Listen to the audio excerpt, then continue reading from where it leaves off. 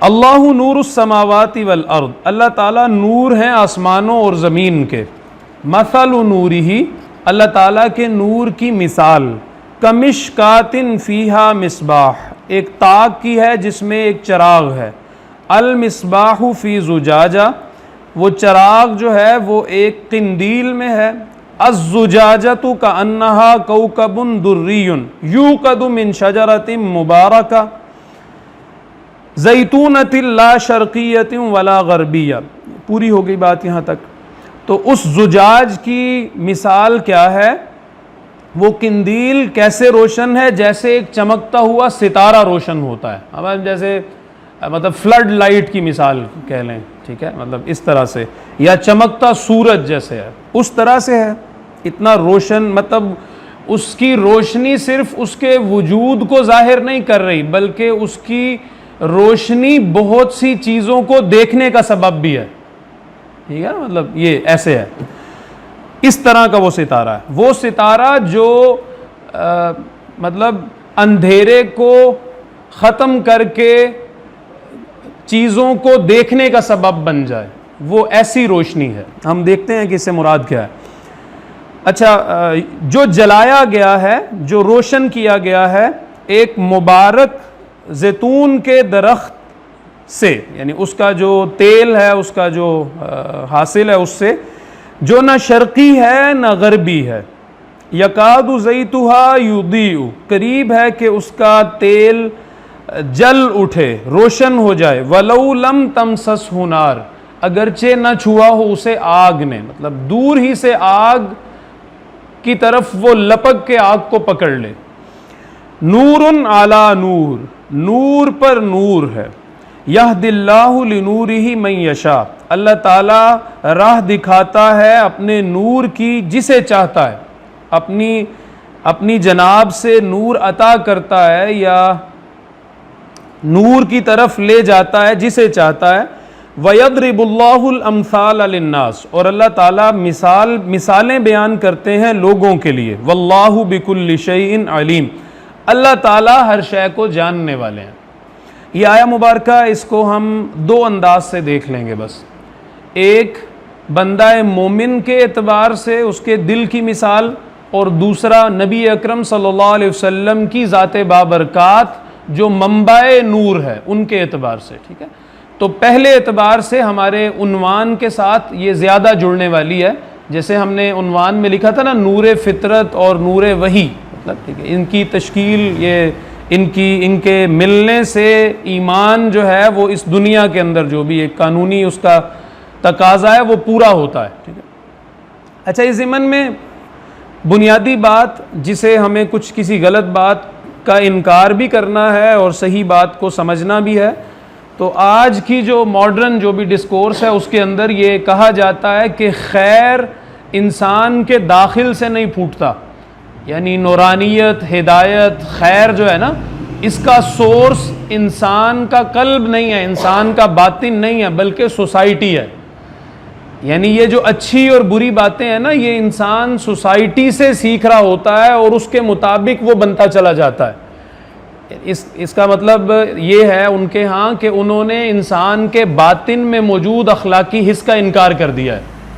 ٹھیک ہے، مطلب موجودہ جو مغربی فکر ہے، جو فلسفی ویسٹرن جو مفکرین ہیں ان کے ہاں، اور بہت پہلے سے ہے. ٹھیک ہے، بس حاصل یہ ہے ساری بات کا، جو ہم نے سمجھی ہے یا کچھ پڑھی ہے اس کے اعتبار سے جو سامنے آتی ہے وہ میں آپ کے سامنے عرض کر رہا ہوں. تو حاصل کیا ہے ان کی ساری بات کا کہ انسان اخلاقی حص، حق و باطل کی تمیز کی کچھ صلاحیت جو ہے، یہ یا کچھ جو بھی اخلاق ان کا سورس یا ان کی جڑ اور بنیاد انسان کے باطن کے اندر موجود نہیں ہے. یہ معاشرہ ہی ہے جو لوگوں کو اچھا یا برا بناتا ہے. گویا انہوں نے باطن میں موجود خیر و شر کی تمیز کی جو صلاحیت ہے اس کا انکار کر دیا. اب سمجھیے اس آیہ مبارکہ کو. ان کی اس نامکمل بات کے برعکس اللہ سبحانہ و تعالی جو انسان کے خالق ہیں وہ یہ بتا رہے ہیں کہ انسان کیا ہے، اس کی حقیقت کیا ہے. اصل میں تو بنانے والا ہی بتائے گا نا کہ وہ کیا ہے. مطلب جس نے بنایا نہیں وہ کیا بتا سکتا ہے کہ شے کیا ہے. تو اللہ سبحانہ و تعالیٰ نے انسان کو بنایا ہے، اللہ تعالیٰ بتا رہے ہیں کہ اس کی تشکیل میں نے کیسے کی ہے، یہ کیسے بنا ہے، اس کی فارمیشن کن بنیادوں پر ہوئی ہے، اس کے کیا اجزاء ہیں۔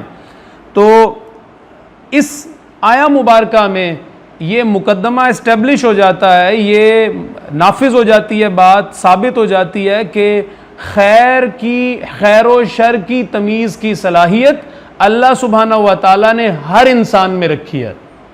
ٹھیک ہے، یہ بنیادی بات ہمارے سامنے آ جائے گی۔ اب یہ دیکھیے، اللہ نور السماوات والارض، اللہ تعالیٰ نور ہیں آسمانوں اور زمین کا۔ اب نور السماوات والارض یعنی مطلب اس سے مراد ہے ہادی اہل السماوات والارض، اللہ تعالیٰ ہدایت دینے والے ہیں، راہ دکھانے والے ہیں، یا ڈائریکشن مقرر کرنے والے ہیں چیزوں کی جو بھی زمین و آسمان میں ہے، وما بینہما، اور جو کچھ اس کے مابین ہے۔ یعنی نور السماوات والارض کا مطلب جو ہے وہ ابن عباس رضی اللہ عنہ نے یہی بیان کیا ہے۔ آگے بات آ رہی ہے جو ہمارے ساتھ جڑ جاتی ہے، مثل نورہ، اس کے نور کی مثال۔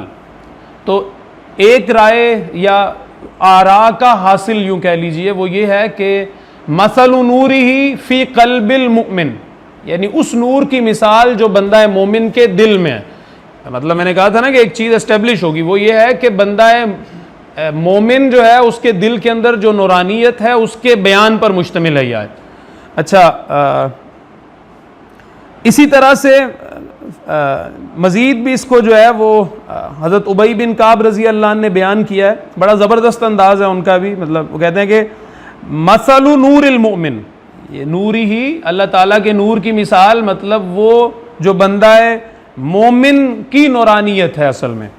اب وہ کیا ہے کہ حضرت ابی بن کعب رضی اللہ عنہ اس آیہ مبارکہ کی کان ابی یقرؤھا کذالک، عبداللہ ابی بن کعب رضی اللہ عنہ تو تلاوت ہی ایسے کیا کرتے تھے، یہ کہا کرتے تھے هو المؤمن قد جعل الایمان والقرآن فی صدری، کہ یہ مومن کی مثال ہے جس کے دل میں اللہ سبحانہ و تعالیٰ نے، جس کے سینے میں ایمان اور قرآن کو رکھ دیا ہے، سمو دیا ہے، جذب کر دیا ہے۔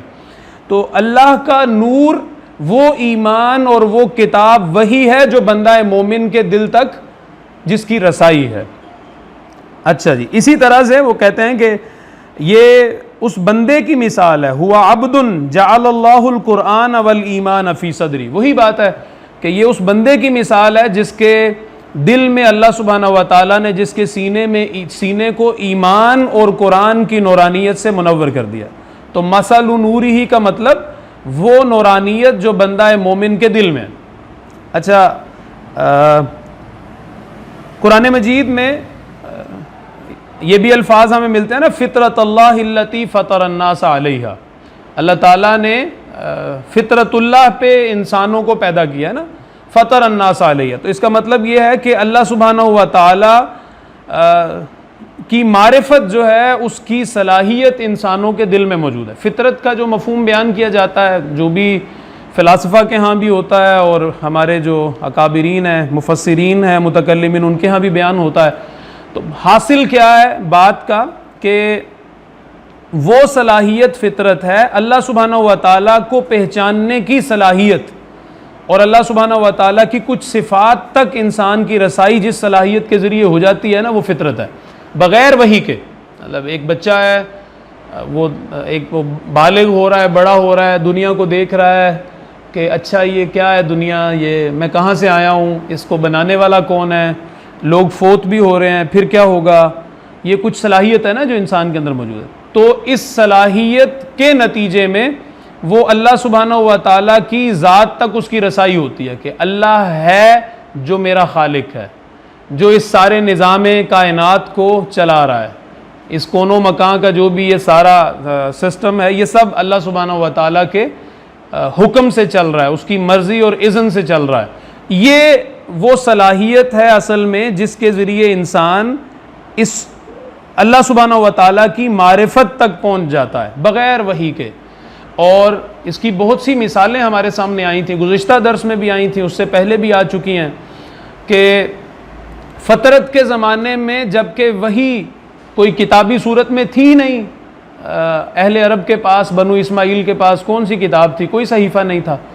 وہ زبانی چل رہا تھا سارا، 300 ساڑھے 300 سال سے مشرکانہ ماحول تھا، لیکن جو کیا نام ہے ان کا، زید بن نفیل بن شرجیل، سعید بن زید رضی اللہ عنہ کے والد، اس طرح اور بہت سے لوگ ہیں، وہ اسی غور و فکر کے نتیجے میں اللہ سبحانہ و تعالیٰ تک ان کی رسائی ہوئی، یا کچھ مخلص عیسائی جو تھے ان کے ساتھ ان کا اٹھنا بیٹھنا تھا، وہ ایک روایتی تعلیم بھی پہنچ گئی، خود ان کا غور و فکر، دونوں چیزیں جمع ہو کے وہ موحد تھے، وہ کرسچن نہیں ہوئے، موحد تھے، وہ بغیر وحی کی ہدایت کے وہ موحد تھے۔ تو یہ اس صلاحیت کی وجہ سے تھے جو فطرت جس کو ہم کہتے ہیں نا، جو اللہ تعالیٰ جس کو ہم وحی وہ کہتے ہیں نا، جسے روح کہتے ہیں، اللہ تعالیٰ نے روح پھونک، وَنَفَخْتُ فِيهِ مِن رُوحِي، تو میں نے اس میں جب اپنی جانب سے روح پھونک دوں تو اس کو سجدہ کرنا۔ تو یہ جو اللہ سبحانہ و تعالیٰ کی معرفت کی صلاحیت ہے، یا اس کی بعض صفات کی معرفت ہے، اور پھر آخرت کے امکان تک انسان پہنچ جاتا ہے کہ یہ پھر دنیا جو ہے، سب جو نظام چل رہا ہے اس میں ظلم و ستم اور یہ سب کچھ جو ہو رہا ہے، اچھائی کے ساتھ جو سلوک ہو رہا ہے اور برے جس طرح سے دندناتے پھر رہے ہیں، تو اس سارے کا ایک بڑا انتظام ہونا چاہیے، محاسبے کا، اور کوئی حساب کتاب ہونا چاہیے۔ یہاں تک بھی انسان اپنی عقل کے ذریعے پہنچ جاتا ہے، یا جس صلاحیت کے ذریعے پہنچ جاتا ہے نا، اسی کا نام فطرت ہے۔ جب ہم فطرت بول رہے ہوتے ہیں تو اس سے انسان کی یہ والی صلاحیت مراد ہوتی ہے۔ اب اگلی بات ہے، وہ شخص جو اپنے جو بھی ایک ذہنی سفر ہے، جس کی یہ صلاحیت زندہ ہے، اس کے سامنے جب بھی اللہ سبحانہ و تعالیٰ کا پیغام آئے گا وہ لپک کے اس کی طرف بڑھے گا۔ سب سے بڑی مثال ہمارے سامنے صدیق اکبر رضی اللہ عنہ کی ہے۔ پھر عمر فاروق رضی اللہ عنہ کا دل بھی لمبے عرصے تک یہ کہتا رہا کہ ضد چھوڑ دو، ضد چھوڑ دو، بالآخر جو ہے انہوں نے قبول کر لیا۔ سلمان فارسی رضی اللہ عنہ، وہ دل کی وہ پیاس بجھاتے بجھاتے چلتے چلتے چلتے کیسے نبی اکرم صلی اللہ علیہ وسلم تک، آپ کے قدموں تک جو ہے وہ پہنچ گئے۔ تو نور فطرت، باطن، انسان کے باطن میں اللہ سبحانہ و تعالیٰ کو پہچاننے کی وہ صلاحیت نور فطرت ہے۔ یہ اگر زندہ ہوتی ہے، اگر یہ ایکٹیو ہو، فعال ہو، متحرک ہو، یعنی انسان جو ہے وہ سوچتا رہے ان سوالات کو کہ میں کہاں سے آیا ہوں، کہاں جانا ہے، اس دنیا کی حقیقت کیا ہے، تو وہ زندہ رہتی ہے۔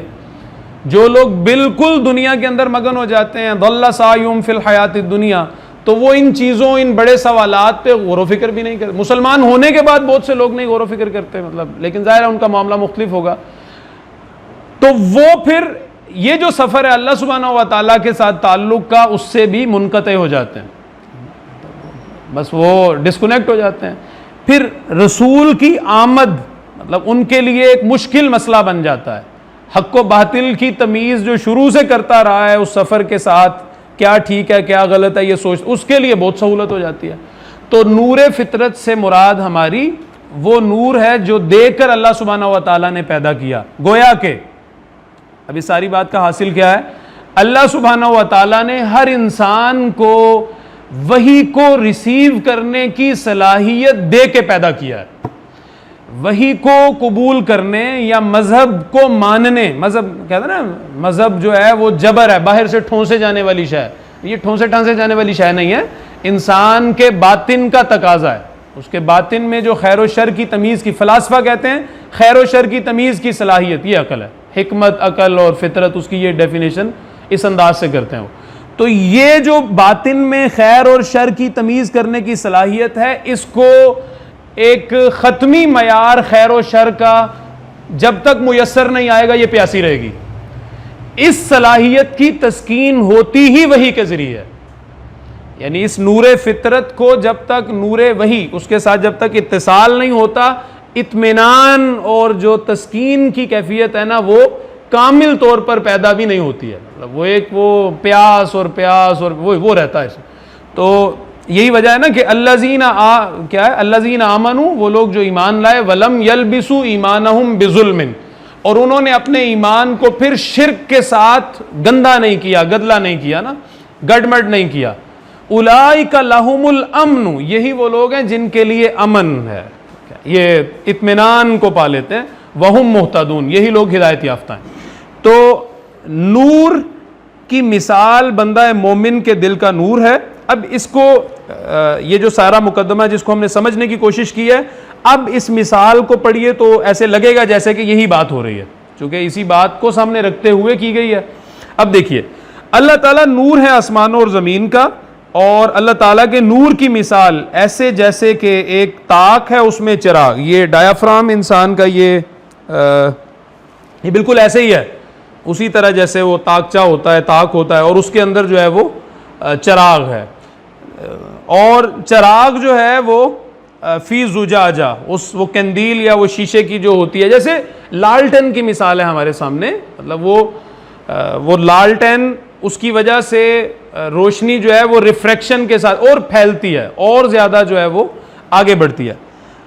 اور وہ جو زجاج ہے کانہا کوکب دری، وہ ایسے چمکدار ستارے کی مانند ہے جو روشن کیا گیا، جلایا گیا مبارک زیتون کے درخت سے، جو نہ شرقی ہے نہ غربی ہے۔ اب یہ جو نہ شرقی ہے نہ غربی ہے، اس کی دو طرح سے وضاحت کی گئی ہے کہ یہ جو نورانیت ہے ظاہر ہے شرقی ہے نہ غربی ہے۔ اگر اس کو فزیکلی سمجھیں تو زیتون کا وہ جو درخت ہے وہ کسی پہاڑ کی چوٹی پر ہے، اور یہ ابن عباس رضی اللہ عنہ اور دیگر اکابرین نے یہ بیان کی ہے بات، یہ مطلب یہ ایسے ہی نہیں بس سوچ کے نہیں کہہ دی گئی، وہ چوٹی پہ ہے پہاڑ کی، جس کو صبح بھی سورج لگتا ہے اور شام بھی سورج لگتا ہے۔ مثلا میں ان کے الفاظ ہمارے سامنے ہیں کہ لا یسترها من الشمس جبل ولا واد اذا طلعت واذا غربت، یعنی وہ درخت چھپتا نہیں ہے سورج سے، نہ تو اس کو چھپاتا نہیں ہے اس درخت کو سورج سے، نہ کوئی پہاڑ اور نہ کوئی وادی، ٹھیک ہے، جب وہ طلوع ہوتا ہے اور جب وہ غروب ہوتا ہے۔ بالکل اسی طرح کی بات جو ہے وہ آگے بھی کہی گئی ہے۔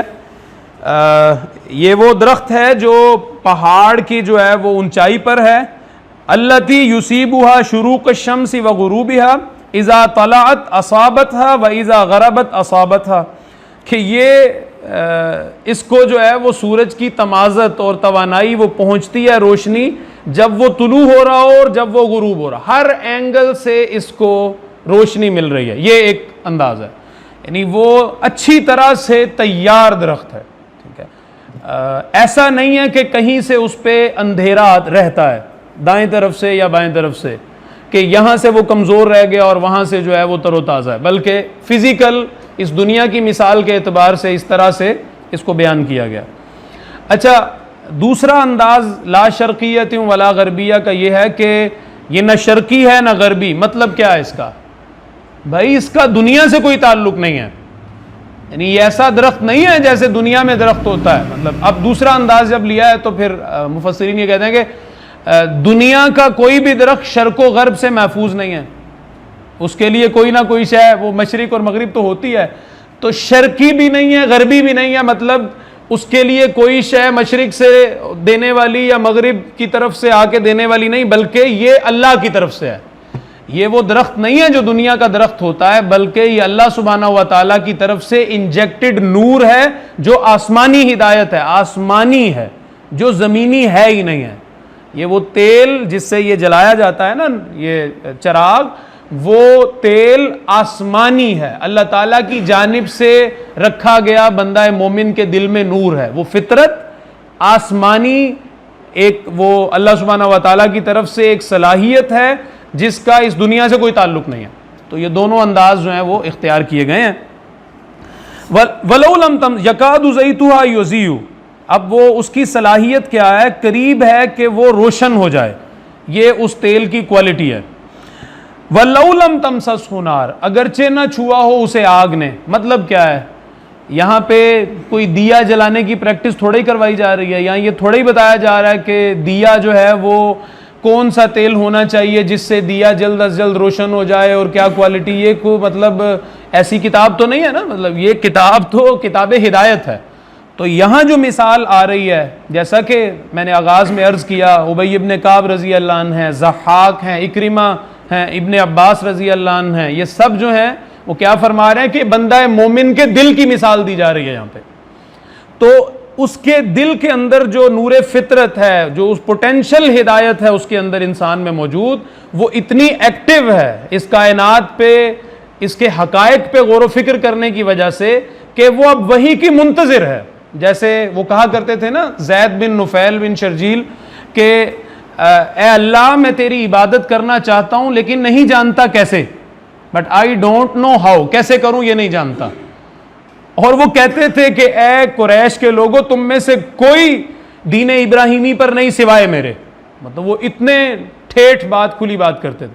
تو یہ ان کے دل میں جو نور تھا، مطلب وہ یوں کہہ لیں کہ وہ متلاشی تھا آسمانی ہدایت کا. وَلَوْ لَمْ تَمْسَسْهُ نَارٌ، اگرچہ نہ چھوا اسے آگ نے، وہ آگ وہ وہی جو اوپر سے آ رہی ہے. نورٌ علی نور، یہ نورانیت ہے جو ریسیپینٹ بنتی ہے، جو قبول کرنے والی بنتی ہے آسمانی ہدایت کو. یہ بندہ مومن کے دل کی مثال ہے. اللہ سبحانہ و تعالیٰ تو لوگوں کے لیے مثالیں بیان کرتے ہیں. اللہ سبحانہ و تعالیٰ کے سامنے ہر شے واضح ہے. اصل میں بعض حقائق ہیں جن تک انسانوں کو پہنچانے کے لیے اللہ تعالیٰ تمثیل کا پیرایا استعمال کرتے ہیں تاکہ لوگوں کو بات سمجھ آ جائے. ٹھیک ہے، تو امید ہے کچھ بات ہمارے سامنے آ گئی ہوگی. دوسرا پہلو بھی ہے اس کا، بات ایسے ہی ہے، مطلب بڑا اہم ہے، اس کو بھی اس انداز سے جو ہے وہ بیان کیا گیا ہے. میں ایک صرف مثال آپ کے سامنے رکھ دیتا ہوں. سعید بن جبیر رحمہ اللہ وہ بھی بیان کرتے ہیں، اور کعب الاحبار جو ہیں وہ بھی بیان کرتے ہیں. اچھا، واقعہ اس طرح سے ہے کہ ایک دفعہ ابن عباس رضی اللہ عنہ، ایک دفعہ نہیں زیادہ دفعہ ہی گئے ہوں گے، تو روایت 2 3 4 جگہ پہ ہے. ابن عباس رضی اللہ عنہ ان کے پاس گئے اور ان سے کہا حدثنی عن قول اللہ تعالی مثل نورہ کمشکات. یہ جو اللہ تعالیٰ کا فرمان ہے نا کہ اللہ کے نور کی مثال جیسا کہ ایک تاک اور اس میں چراغ، اور پھر وہ چراغ وہ ایک قندیل میں قندیل روشن ہے جس طرح چمکتا ستارہ، اور نہ شرقی ہے نہ غربی، اور وہ جلایا جاتا ہے ایسے مبارک زیتون کے تیل سے. مطلب وہ ساری بات بیان کی. ذرا سمجھاؤ تو صحیح تم اس سے کیا مراد لیتے ہو. تو انہوں نے فرمایا ضربہ اللہ مثلا لمحمد صلی اللہ علیہ وسلم، اس درخت سے مراد اللہ تعالیٰ کی محمد الرسول اللہ صلی اللہ علیہ وسلم کی ذات ہے. یہ ہے ان کی مثال ہے. اور مصباح سے مراد ان کا قلب ہے، اور وہ قلب وہ جو جس صدر میں ہے نا وہ زجاج ہے، آپ کا سینہ مراد ہے. اور شبہ صدر النبی صلی اللہ علیہ وسلم بالکوکب الدری، تو نبی اکرم صلی اللہ علیہ وسلم کے سینہ کو چمکتے ہوئے ستارے سے تشبیہ دی اللہ تعالیٰ نے یہاں پہ. اور پھر کیا ہوا، اس کو نہیں چھوا مشرق کی طرف سے سورج نے اور نہ ہی مغربی سورج نے، یعنی سورج جب مشرق سے طلوع ہوتا ہے اور مغرب سے کی جانب غروب ہوتا ہے. اچھا آگے یقاد زیتھا یضیء، قریب ہے کہ اس کا تیل جل اٹھے. مطلب یہ کیا ہے مراد اس سے، یقاد محمد یبین للناس، قریب ہے کہ رسول اللہ صلی اللہ علیہ وسلم واضح کر دیں لوگوں کے لیے، کھول دیں بات کو. وَإِن لَّمْ يَتَكَلَّمْ أَنَّهُ نَبِيٌّ،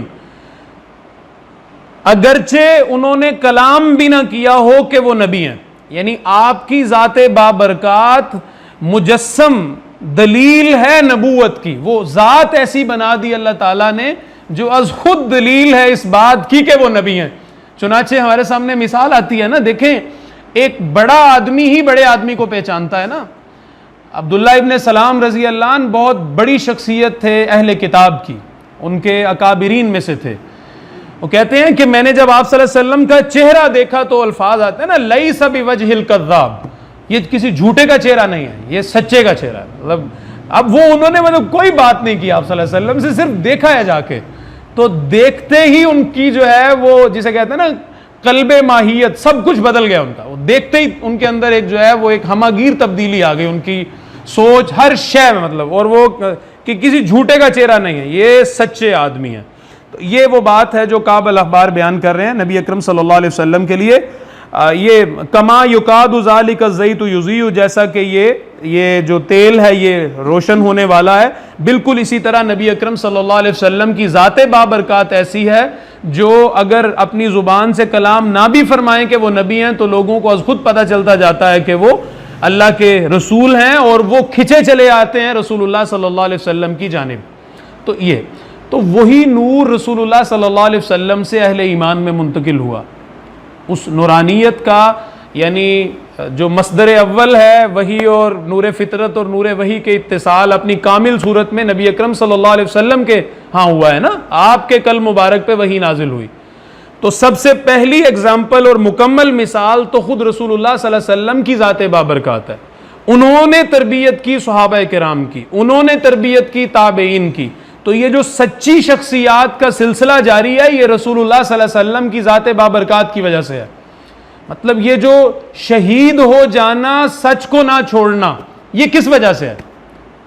کس نے زندہ کیا ہے اس روایت کو کہ شہادت تو قبول ہے, سچ کی روایت پہ آنچ نہیں آنے دیں گے. نبی اکرم صلی اللہ علیہ وسلم نے جو دین کا سلسلہ تسلسل جاری رکھا ہوا ہے نا کہ اللہ یہ فرماتے ہیں, یہ فرماتے ہیں, یہ فرماتے ہیں, یہ عقیدہ ہے, یہ عمل ہے, اور اس پہ رہنا ہے, اس کے لیے جینا, اس کے لیے مرنا ہے. یہ کس نے جاری کیا تسلسل جو ہے؟ نبی اکرم صلی اللہ علیہ وسلم کی ذات نے. تو یہ وہ نور ہے جو آج تک منتقل ہوتا چلا جا رہا ہے. ٹھیک ہے, یہ بھی ایک جو ہے وہ انداز ہے. تو ہمارے سامنے دو باتیں آ گئی ہیں. ایک یہ کہ نور یا نور ہدایت اصلاً اللہ سبحانہ و تعالیٰ کی معرفت کی صلاحیت یعنی فطرت انسان کے اندر ودیت شدہ ہے. اور جو ہے نا کل مولود یولد علی الفطرہ, ہر شخص فطرت سلیم پہ پیدا ہوتا ہے, پھر اس کے والدین اسے یہودی, مجوسی یا نصرانی بنا دیتے ہیں. تو وہ فطرت سلیم موجود ہے ہر انسان میں. تو جو جس کی فطرت جتنی فعال ہوتی ہے, جتنی ایکٹیو ہوتی ہے, وہ اتنی جلدی وحی کو قبول کرنے والا اس کا ریسیپینٹ بن جاتا ہے. جیسے آتا ہے نا سورہ کاف میں القى السمع وهو شہید ان فی ذلک لذکرا, بے شک اس کتاب میں نصیحت ہے, لمن کان لہ قلب, وہ شخص جو دل رکھتا ہے, دل سے مراد ایکٹیو دل رکھتا ہے. او القى السمع, یا پھر اس سے اگلا درجہ یہ ہے کہ ایک شخص کا دل کچھ پراگندہ ہے, کچھ اس مٹیریل شیلڈز ان کے اندر جو ہے وہ علائق دنیاوی میں پھنسا ہوا ہے, لیکن کچھ نہ کچھ نورانیت بھی جو ہے وہ زور کبھی کبھی اس کے بھی آتا ہے, لائٹ بھی جو ہے وہ اپنا آپ دکھاتی ہے, تو وہ متوجہ ہوتا ہے خیر کی بات کی طرف بھی, کان لگاتا ہے. او القى السمع وهو شہید, اب جو جتنا جس کے میل آیا ہوگا اتنا ہی اسے فوکس بھی زیادہ کر کے اس ہدایت کے قریب ہونا پڑے گا, اسے اور زیادہ پاکیزگی اور تزکیہ کی ضرورت ہے. تو یہ قرآن مجید میں باتیں بڑی واضح ہیں, یہ سب جو پوری ترتیب ہے تو یہ انسان کے باطن میں موجود ہے, اور وہی نور وحی یعنی قرآن حکیم اس ہدایت کے ذریعے مل کر جو ہے وہ ایمان اپنی کامل صورت میں جو ہے وہ ظاہر ہو جاتا ہے. اچھا, نور فطرت کے زمانے میں جب پیغمبر نہیں ہے, ہدایت مسخ ہو چکی ہے, تو اتنی ہدایت بھی کافی ہے کہ ایک شخص بس موحد ہو جائے, اس لیے کہ اس کے باطن میں وہ صلاحیت موجود ہے. سورۃ الاعراف کی وہ آیا مبارکہ بہت واضح ہے نا ہمارے سامنے کہ تاکہ تم یہ نہ کہو کہ ہمارے والدین نے شرک کیا تھا اس سے پہلے اور ہم ان کی اولاد تھے ان کے بعد, تو اس لیے ہم نے تم سے یہ وعدہ لے لیا ہے. تو تمہارا رب کون ہے؟ اللہ تعالیٰ. آپ اللہ تعالیٰ ہمارے رب ہیں. تو یہ معرفت ہے جو جسے ہم فطرت کہہ رہے ہیں نا, ہر شخص کے اندر موجود ہے. یہ اس زمانے کے لیے, لیکن جب نبی آ جائیں, پیغمبر آ جائیں, تو پھر نبی کی تصدیق کے بغیر ایمان معتبر نہیں ہے. اسی لیے ایمان کی جو اصطلاحی تعریف ہے وہ ہے بھی تصدیق الرسول ہے. تصدیق بما جاء به النبی صلی اللہ علیہ وسلم ہے, جو نبی صلی اللہ علیہ وسلم لے کر آئیں اس کی تصدیق کرنا ایمان ہے. تو تین باتیں ہمارے سامنے جو ہے وہ ترتیب سے آ گئی ہیں. اس میں ایک بات جو درمیان میں کہ وہ نبی اکرم صلی اللہ علیہ وسلم کی ذات بابرکات اس آیہ مبارکہ سے مراد ہے, اور اس کی کیا ترتیب ہے یہ کعب الاخبار جو ان کے الفاظ میں ہمارے سامنے آ گیا. اس کے بعد اگلی آیہ مبارکہ ہے, یعنی اللہ سبحانہ و تعالیٰ یہ مثال ہمارے لیے بیان کر رہے ہیں. اللہ تعالیٰ کو سب پتہ ہے, بکل شیء علیم ہے, جیسے کہ آ گیا. اس کے بعد فرمایا کہ یہ جو پاکیزہ دل رکھنے والے لوگ ہیں نا, یہ ان کا معاملہ غیر معمولی ہے. پھر یہ پریکٹیکلی کیسے ہوتے ہیں, ان کا اللہ سبحانہ و تعالیٰ کے ساتھ تعلق کیسا ہوتا ہے. فی بیوت اذن اللہ. اب دیکھیں نا, سب سے بڑی شے اللہ تعالیٰ کی معرفت ہے. شروع سے ہر انسان سے اسی کا تقاضا کیا گیا. مطلب عقل انسانی جتنے مرضی سفر کرتی پھرے، پہلے انسان سے لے کر آخری انسان تک جو سب سے بڑا تقاضا ہے وہ اللہ تعالیٰ کی معرفت ہے. اس کے ساتھ کسی کو شریک نہیں ٹھہرانا. باقی وہی کی ترتیب جو کیا کہتے ہیں اس کو، عملی جو ترتیب ہے وہ تو پیغمبر آ کے سمجھاتے رہے ہر زمانے میں علیہم السلام. یہ تقاضا ہر انسان سے کیا گیا. اس کا نتیجہ کیا نکلتا ہے؟ اللہ تعالیٰ کی معرفت اگر حقیقی اور واقعی ہے تو پھر انسان کا جو اس کی کل زندگی کا جو اصل رخ ہوگا وہ اللہ تعالیٰ کی بندگی کی طرف ہوگا، عبادت کی طرف فوکس جو ہے وہ ہوگا. یعنی بندگی عبادت اورینٹڈ ہو جائے گا. وہ عبادت اس کی کل جو بھی زندگی کے اعمال ہیں ان کا مرکز و محور بن جائے گی، اس لیے کہ اس عبادت سے اللہ کے ساتھ تعلق زندہ ہوتا ہے. چنانچہ ان لوگوں کا جو مرکز و محور ہے ان کی اعمال ایکٹیویٹیز کا، وہ اللہ تعالیٰ کا گھر ہے. فی بیوت اذن اللہ، ان گھروں میں کہ اللہ تعالیٰ نے حکم دیا ان ترفع یعنی ان تکرم، ان کا اکرام کیا جائے.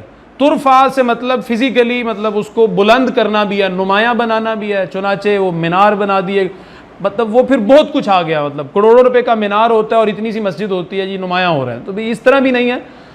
بہرحال کچھ چیزیں ہیں جو قانونی وہ ان کو علیحدہ رکھتے ہوئے بہرحال ایک نارملٹی کی ضرورت ہے. اہل علم کی اس رائے میں رہتے ہوئے ایک نارمل ترجیح کی اور اس کی ضرورت ہے.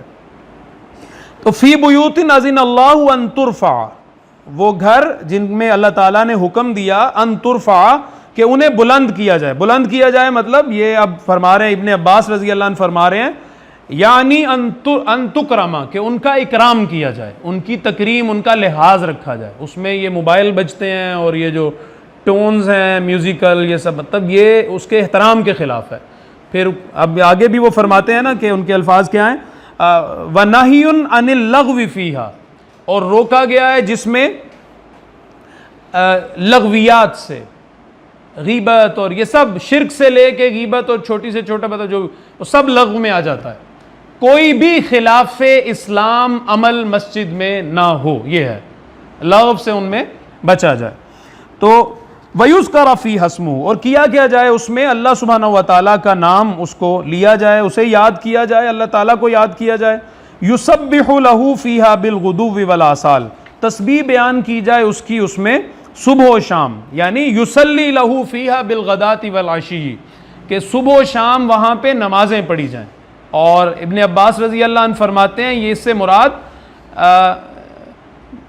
فرض نمازیں ہیں، جو الصلوات المکتوبہ، یعنی وہ نمازیں جو فرض ہیں وہ پڑھی جائیں. مطلب بندہ مومن وہ ہے جس کے دل میں نور ایمان موجود ہے. اب اس کی کل زندگی کی جو ایکٹیویٹیز ہیں وہ اللہ تعالیٰ کے ساتھ عبادت جو ہے نا اس سے پھوٹ رہی ہیں. یعنی اس اللہ تعالیٰ کے ساتھ تعلق کو مجروح نہیں ہونے دیتی. وہ اللہ کے ساتھ تعلق اس کا اتنا مضبوط ہے کہ اللہ کا کوئی بھی حکم پوری زندگی میں ٹوٹتا نہیں ہے. پھر اسے وہ مصدر بن جاتا ہے مسجد اور وہ اللہ کے ساتھ تعلق. دوسرا پہلو یہ ہے کہ زندگی کے کوئی بھی مصروفیت اسے اللہ تعالیٰ کے گھر تک جانے میں رکاوٹ نہیں ہے.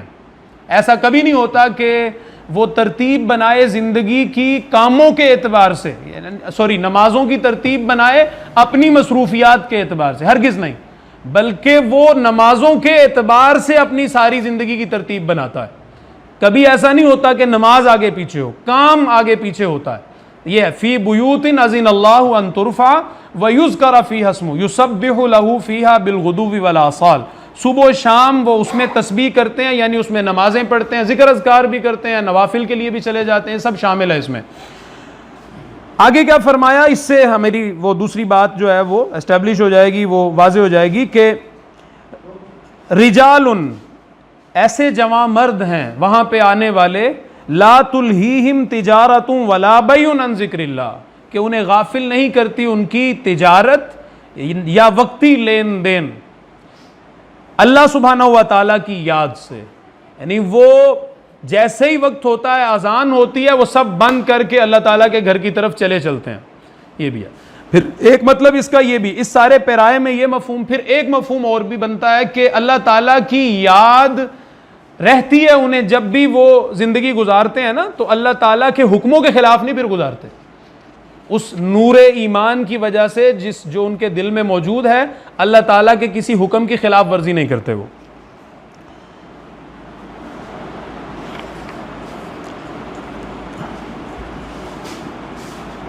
اور وَإِقَامِ الصَّلَاةِ وَإِيتَاءِ الزَّكَاةِ، اور نماز قائم کرتے ہیں اور زکوٰۃ ادا کرتے ہیں۔ اب یہ واضح بھی ہو گیا۔ يَخَافُونَ يَوْمًا تَتَقَلَّبُ فِيهِ الْقُلُوبُ وَالْأَبْصَارُ، اور ڈرتے رہتے ہیں ان کے دل اس دن سے جس میں دل اور آنکھیں پھر جائیں گی، مطلب دل جو ہے وہ ان کی دھڑکن، آپ نے دیکھا نا کتا پیچھے پڑ جائے تو کتنی شدید ہو جاتی ہے، تو وہ پھرنا شروع ہو جاتا ہے نا، دل جو ہے وہ دک دک کرنا شروع ہو جانا مراد۔ دل پھر جائے گا مطلب یہ تو نہیں کہ وہ سارا جو ہے وہ دل کا سسٹم الٹ جائے گا یا کیا ہو جائے گا، تو مطلب وہ ہے نا دل دھک دھک کرنا شروع ہو جاتا ہے جب کو آزمائش، تو زلزلہ آئے تو کرنا شروع ہو جاتا ہے یہ، تو وہ قیامت کا زلزلہ، ان زلزلۃ الساعۃ شیء عظیم، پھر قیامت اور الساعہ اور پھر وہ سارے حوادث، آسمان کا ایسے پھٹ جانا اور وہ ڈرم جو ہونی، تو وہ کوئی چھوٹی بات ہے؟ کیا ہوگا انسان جو ہے یوں کر کے بس وہ جب وہ کون سی شاید جو اس کے سر میں لگے گی، گرے گا، پھٹے گا، پتہ نہیں کیا کچھ ہوگا، تو یہ سارا ہی بگڑ جائے گا، آنکھیں اور دل تو وہ بڑی بات کی بات ہے نا، وہ بڑی ابتدائی بات ہے۔ تو یہ یخافون، وہ آج ان کی حالت وہ رہتی ہے اس کو فیل کر کے۔ چنانچہ آپ نوٹ کریں نا، سب سے بڑی مثال رسول اللہ صلی اللہ علیہ وسلم ہے۔ ہم لوگ جیسے ہی ٹھنڈی ہوا چلتی ہے تو ہمارے معاشرے میں شراب بکنا شروع ہو جاتی ہے، یہاں زنا کی تیاری شروع ہو جاتی ہے۔ میں گواہ ہوں ان چیزوں کا، اللہ تعالیٰ ایسے شرور سے، ایسے شر سے مسلمانوں کو نکال دے، یہ بری بات ہے، یہ اللہ کو ناراض کرنے والی چیزیں ہیں۔ اور پھر پارکیں اور عیاشیاں اور سڑکوں پہ موٹر سائیکلیں اور یوں گاڑیاں دوڑانی اور ہو ہا شروع ہو جاتی ہے۔ رسول اللہ صلی اللہ علیہ وسلم رونا شروع ہو جاتے تھے جب تک بارش تھمتی نہیں، بادل گرجنا، یہ لائٹننگ، یہ فلیش اور یہ سب، اس سے آپ صلی اللہ علیہ وسلم رونا شروع ہو جاتے تھے، آنسو جاری ہو جاتے تھے، اور آپ فرماتے تھے یہ کہیں وہی نہ ہو جو پچھلی قوموں پہ بادل آیا تھا۔ انہوں نے کہا تھا ھذا عارض ممطرنا، یہ وہ بادل ہے جو ہمارے اوپر برسے گا، بارش جو ہے وہ چھم چھم برسے گی۔ بل ہوا مستعجلتم بھی، نہیں بلکہ یہ وہ ہے جس کی تم جلدی کر رہے تھے۔ ریح فیہا عذاب علیم، یہ اس میں ہوا ہے اور دردناک عذاب ہے تمہارے لیے۔ تو آپ صلی اللہ علیہ وسلم اس پیرائے میں اس ہوا اور اس سارے کو جو ہے وہ دیکھتے تھے۔ یہ ہے مطلب، یہ چاہیے، بجلی چمکنا، بادل کا گرجنا ہمیں اللہ کا خوف دیتا ہے یا نہیں، اللہ کے قریب کرتا ہے یا نہیں۔ بالکل اسی طرح بندہ مومن اس زندگی کے ہر عمل میں اللہ تعالیٰ کے فعل کو دیکھتا ہے، اسے نظر آ رہا ہوتا ہے کہ اللہ یہ کر رہے ہیں، اللہ اسی لیے تو اللہ کے اور قریب ہو رہا ہوتا ہے، اس کی معرفت میں اور بڑھ رہا ہوتا ہے۔ تو نماز کیسے چھوڑ دے گا وہ؟ اتنا بڑا کام کیسے چھوڑ دے گا؟ یہ تو بالکل گئی گزرے لوگوں کا کام ہے یہ ایسا کرنا۔ تو نماز، وہ ڈرتے رہتے ہیں اس دن سے جس دن دل اور آنکھیں جو ہے وہ پھر جائیں گے۔ اور سچی بات یہ ہے کہ اللہ سبحانہ و تعالیٰ کی صحیح معرفت اللہ سبحانہ و تعالیٰ کے ساتھ دو چیزیں پیدا کرتی ہے، ایک اللہ تعالیٰ کا خوف اور دوسرا اللہ تعالیٰ کی محبت۔ بندہ مومن انہی دو حالتوں میں ہوتا ہے، یہاں وہ اللہ سے ڈر رہا ہوتا ہے، یہاں وہ اللہ تعالیٰ کے ساتھ محبت کی کوئی اللہ تعالیٰ کے ساتھ اکیلے میں یا لوگوں میں کچھ بات کر رہا ہوتا ہے۔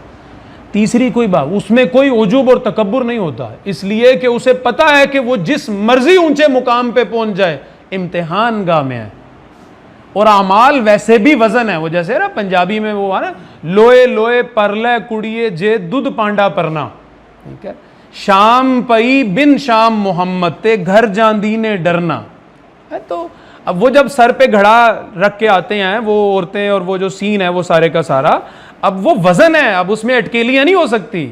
اب وہ اگر وہ چل رہا ہے، وہ مرد وہ خاتون، جیسے ہوا کرتا تھا، ایک حیا کا زمانہ تھا، اب تو بدتمیزی ہے ساری کی ساری۔ تو وہ جہاں جیسے مرضی ہو سر کو بیلنس رکھتے تھے، وہ ایسے کر کے پتا آپ نے، آج بھی وہ منڈی میں ٹوکرے اٹھاتے ہیں جو سر کو بیلنس رکھتے ہیں ایسے کر کے۔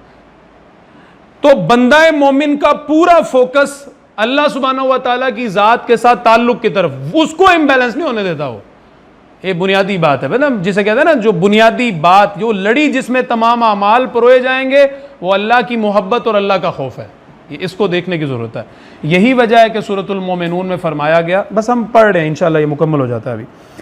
اصل میں جو زیادہ اہم بات ہے وہ ہے بھی یہ ایمان اور اس پہلو سے اس چیز کو سمجھنا. باقی رہا جو دل کا زنگ ہے یا دل پہ مہر لگنا اور کفر ہے, بس اللہ تعالیٰ اس سے ہمیں بچا لے. ہم اللہ تعالیٰ کی پناہ میں آتے ہیں. اللہ نے ہمیں ایمان کی دولت سے سرفراز کیا, بس اس میں پالش ہونے کی ضرورت ہے. اس کی معرفت میں آگے بڑھنا اور دین کے جو بھی تقاضے ہیں ان کو پورا کرتے ہوئے اب ہمیں نظر آنا چاہیے. ہم آگے بڑھیں, چھوڑیں سستیاں, بس کریں. کیا ہو گیا ہے اللہ کے ساتھ فاستبقوا الخیرات, بھلائی میں اب لپکیں بھلائی کی طرف, چھوڑ دیں سستیاں. پتہ نہیں کب مر جانا ہے, ٹھیک ہے, پتہ نہیں کب مر جانا ہے. صحابہ اپنے سرہانوں کے نیچے وصیتیں رکھ کے سوتے تھے, یہ کوئی مذاق نہیں ہے, وصیتیں رکھ کے سوتے تھے. اور ہم نے کسی کو بتایا نہیں ہوتا ہم نے کسی سے کیا لینا ہے کیا دینا, لکھا ہی نہیں ہوا. وصیت رکھنا دور کی بات ہے. مجھے یاد ہے اپنے ابو کا معاملہ کہ روزانہ رات حساب مکمل کر کے سوتے تھے, چاہے 2 بجے کہیں سے سفر سے واپس آئیں, بیٹے 2 منٹ بیٹھو, زندگی کا پتہ نہیں. غیر معمولی بات ہے. اللہ کرے ہم اس طرح کے ہو جائیں, ہے نا. احب الصالحین ولست منہم, نیک لوگوں سے محبت کرتا ہوں, ان سا بن نہیں سکا ہوں نہیں. لعل اللہ یرزقنی صلاحا, شاید کہ اللہ اس نسبت سے مجھے بھی خیر کا معاملہ جو ہے وہ میرے اندر بھی پیدا کر دے, اور اس نسبت کو اور جو بھی مطلب کوئی رنگ چڑھ ہی جائے, اللہ کرے ان کی طرح نکال ان کے بن جائے نیک لوگوں کے, اللہ کرے ایسا ہو جائے.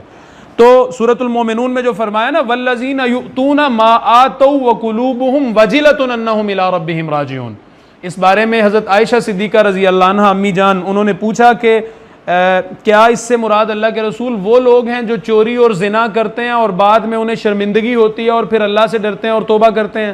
آپ نے فرمایا نہیں, والذین یؤتون ما, تو وہ لوگ جو کرتے ہیں جو انہوں نے کیا کرتے ہیں, یعنی نیک اعمال کرتے ہیں اور ان کے دل خائف رہتے ہیں. اس سے مراد وہ لوگ ہیں جو نماز پڑھتے ہیں, روزہ رکھتے ہیں, زکوٰۃ دیتے ہیں, حج کرتے ہیں, انفاق کرتے ہیں, قتال کرتے ہیں اور نیک کام کرتے ہیں, اور پھر وہ ڈرتے رہتے ہیں ان اعمال کو کرنے کے بعد کہ کہیں رد نہ کر دیے جائیں, اللہ قبول کر لے ان کو. کاش ہم اللہ کی نگاہوں میں مقبول بن جائیں, اللہ راضی ہو جائے, اللہ تعالیٰ قبول. یہ جو ہے نا وہ جو شعر سنایا نا, اس تناظر میں نے اس آیہ مبارکہ کو دوبارہ آپ کے سامنے رکھا ہے کہ جتنے اعمال زیادہ ہوں, اللہ تعالیٰ کی اگر صحیح معرفت ہے, اگر بندہ ایسے یاویاں نہیں مار رہا, بونگیاں نہیں مار رہا, اگر اللہ سے واقعی تعلق ہے اس کا, ایمان حقیقی کی بنیاد پر صحیح معرفت, کوئی خرابی اور خلل نہیں ہے فکر میں, تو جتنے اعمال زیادہ ہوں گے اتنا ہی خوف اور محبت انسان کا بڑھتا جائے گا اور اتنی ہی تواضع بڑھتی جائے گی. یہ اپنے بارے میں کبھی جہنم کا سوچا ہے کہ مجھے مل سکتی ہے, کہیں ادھر نہ چلا جاؤں؟ اگر نہیں سوچا تو گڑبڑ ہے. اگر ہمیں جنت کا کبھی شوق نہیں پیدا ہوا تو بھی گڑبڑ ہے. مطلب ان دونوں پہلوؤں سے اپنے آپ کو دیکھنا چاہیے نا, اینڈ الٹیمیٹ جو ہے اس کے اعتبار سے. تو آگے چلتے ہیں. یہ اصل میں کیفیت ہے پھر باطن کی, جو ایک حال ہے جو مستقل ہے بندہ مومن کا, کم یا زیادہ اس میں کمی بیشی ہوتی رہتی ہے. اس کے بعد مثال آ رہی ہے, بلکہ لیجزیہم اللہ احسن ما عملوا, تاکہ اللہ تعالیٰ جزا دے ان کو جو انہوں نے نیک اعمال کیے, اچھے اعمال کیے. یہ جو انہوں نے اطاعت کی, اپنے رب کے عذاب سے ڈرے اور نماز پڑھی اور رسول اللہ صلی اللہ علیہ وسلم کا ساتھ دیا ان کی پوری زندگی میں, یہ سب یہ ان کی اجر دیں اللہ ان کو. واللہ یرزق من یشاء بغیر حساب, اور اللہ تعالیٰ تو عطا کرتا ہے جسے چاہتا ہے بغیر حساب. اللہ جتنا مرضی دے, کیونکہ مسئلہ کسی کو مطلب اللہ جتنا مرضی نوازے, اللہ تعالیٰ جتنا مرضی جس کو مرضی نواز دیں. بس اللہ تعالیٰ کے ساتھ قلبی تعلق جس کا جتنا گہرا ہوگا, جو اللہ تعالیٰ کی معرفت میں جتنا زیادہ گہرا ہوگا, اللہ اس کو اتنا زیادہ نوازیں گے. عمل اگرچہ تھوڑا ہو, پختگی خلوص اللہ کے ساتھ تعلق وہ گہرا ہو, اللہ تعالیٰ نوازیں گے انشاءاللہ. ٹھیک ہے, بندے اچھے جو ہے وہ ضرور دیتے ہیں بدلہ اس دنیا میں, تو اللہ تعالیٰ ہے, مخلوق پہ ہم کیسے قیاس کر سکتے ہیں خالق؟ وہ تو الرحیم ہے, الرحمن ہے. یہ ہے. اس کے بعد اب دوسری سائڈ کی مثال ہے, والذین کفروا, وہ لوگ جنہوں نے کفر کیا, جو کلمہ سے محروم رہ گئے, وہ پھر بنیادی ایمان سے بھی محروم ہو گئے, جو گرین سرکل میں داخل نہیں ہو سکے, جو ریڈ ایریا میں رہے. کوئی گرے ایریا نہیں ہے, یاد رکھیے گا, کفر اور ایمان کے درمیان. یہ عقیدے کا مسئلہ, اس میں کوئی گرے ایریا نہیں ہوتا, یا بندہ مسلمان ہوتا ہے یا بندہ کافر ہوتا ہے. تو پہلے بات مسلمانوں کی ہوئی ہے، مسلمانوں کو پھر اپنے اس ایمان میں، اعمال میں اور ترجیحات میں بہت آگے بڑھنا ہے۔ اب بات وہ ریڈ ایریا والوں کی ہو رہی ہے، کافروں کی۔ کوئی گرے ایریا عقیدے میں نہیں ہوتا، یا بندہ ہوتا ہے مسلمان یا بندہ مسلمان نہیں ہوتا۔ تو یہاں جو نہیں ہے مسلمان یعنی کافر ہیں، جنہوں نے رسول اللہ صلی اللہ علیہ وسلم کی تکذیب کی، مشرک ہوئے، ملحد ہوئے، اور اسی طرح سے اب ان کی منافقین کی بھی مثال یہاں لی گئی ہے، جو شعوری طور پر جن کے نفاق کی جو تعریف ہے وہ آپ جانتے ہیں، آپ کے سامنے ہے نا، کہ زبان سے ایمان کا اظہار کرنا اور دل میں کفر کو چھپانا۔ الذی، منافق کون ہے؟ الذی یبطن الکفر ویظہر الایمان، وہ شخص جو دل میں کفر کو چھپاتا ہے اور زبان سے کہتا ہے مسلمان مسلمان مسلمان مسلمان۔ یہ جیسے ہوتے ہیں ہندو آ کے ادھر جاسوسیاں کرتے ہیں، یہودیوں نے ایسے کی حرکتیں، اصلاً منافق اسی کو کہتے ہیں۔ باقی حدیث مبارکہ میں یا بعض قرآن مجید کی آیات سے جو ہمیں ملتا ہے، اصل میں وہ عملی نفاق ہے۔ عملی نفاق سے مراد وہی کبیرہ گناہ یا فسق و فجور اس کے ذیل میں آئے گا۔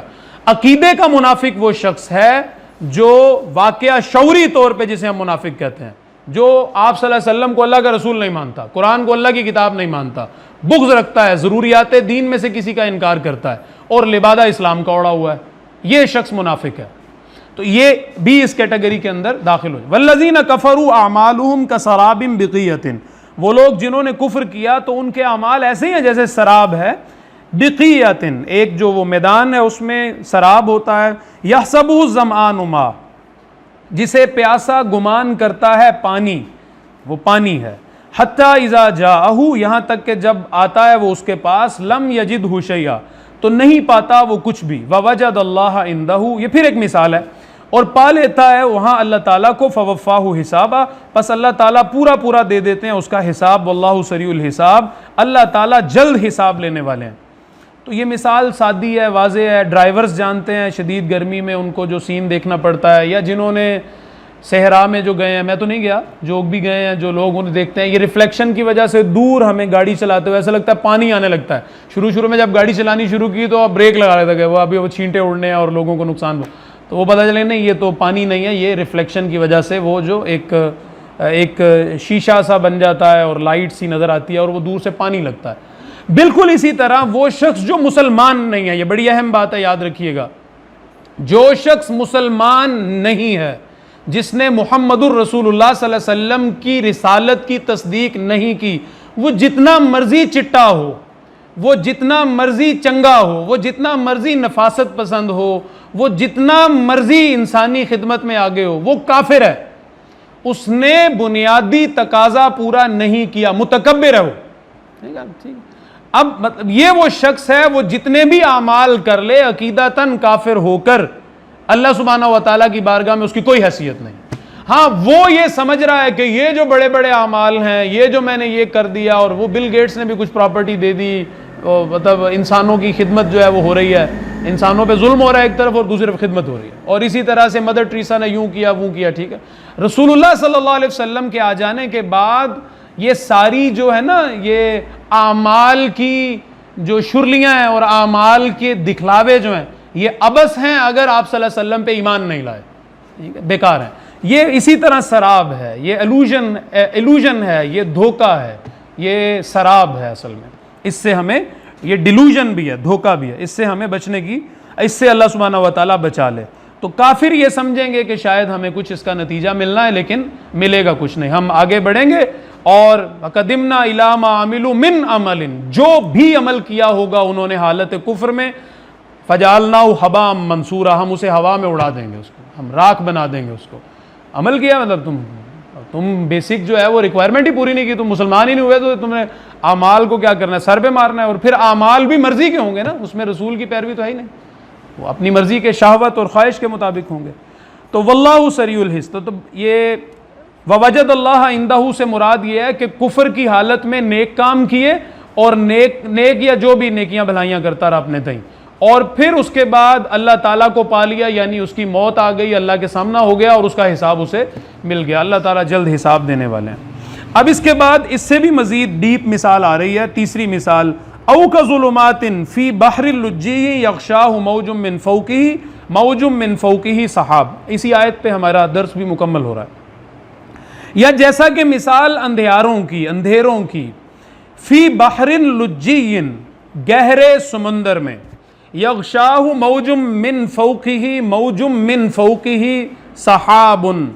اب یہ دیکھیں ایک سین ہے, ایک منظر ہے, قرآن مجید نے خوب کافر کے دل کی جو حالت ہے اس کو بیان کیا. یہ جو اوپر سے بڑے چمکتے نظر آتے ہیں نا, ان کے دل کیا ہے, وہ ہے کہ چہرہ روشن اندروں چنگیز سے تاریک تر, شدید درندے ہیں یہ. اب یہ اور ان کے دل کتنے کالے ہیں, کتنے اندر سے جو ہے وہ ٹامک ٹوئیاں مار رہے ہیں عقلی, اور یہ کس مطلب کتنے کرب میں ہے یہ. مطلب ہمیں ہمدردی ہونی چاہیے ان کے ساتھ اس اعتبار سے کہ کیا حالت ہوگی ان کی اللہ کا انکار کر کے یا رسول کا انکار کر کے, آخرت جیسی حقیقت کو کیا سمجھ, ان کے لیے دنیا کیا ہے پھر.